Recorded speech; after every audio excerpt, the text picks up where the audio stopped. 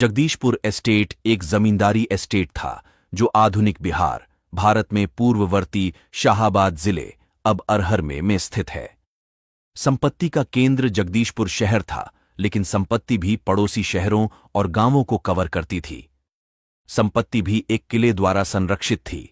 Jagdishpur estate पर उज्जैनिया राजपूतों की एक शाखा का शासन था। इन उज्जैनियों ने मालवा के परमारा वंश से वंश का दावा किया और बिहार के भोजपुर क्षेत्र का नाम परमारा राजा भोज के नाम पर रखा गया।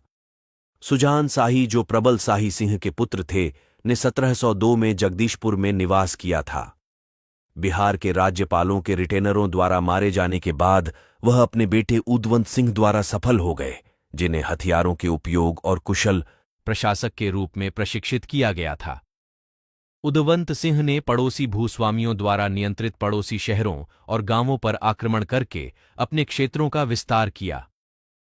यह सुनकर बिहार के राज्यपाल फखरुद्दौला ने जगदीशपुर पर आक्रमण किया, लेकिन उदवंत सिंह ने उसे हरा दिया।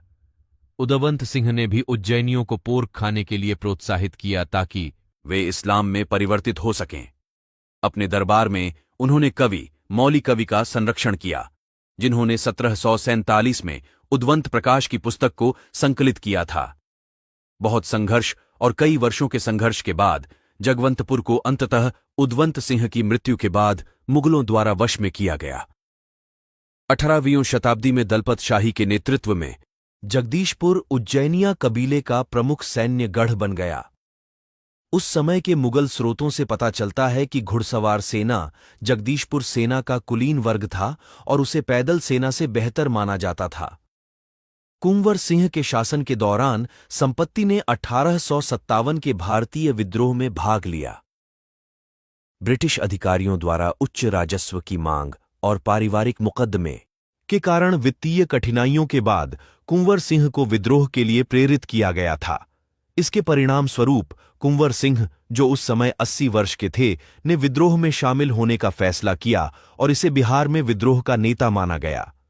उनके भाई बाबू अमर सिंह और उनके सेनापति हरे कृष्ण सिंह ने उनकी मदद की। कुछ शुरुआती सफलता के बाद कुंवर सिंह और उनकी सेनाओं को अंततः अंग्रेजों द्वारा जगदीशपुर से निकाल दिया गया। 1 साल बाद कुंवर सिंह की मृत्यु हो गई और विद्रोह का नेतृत्व उनके भाई ने किया, जिन्हें अंततः पकड़ लिया गया और उन्हें फांसी दे दी गई।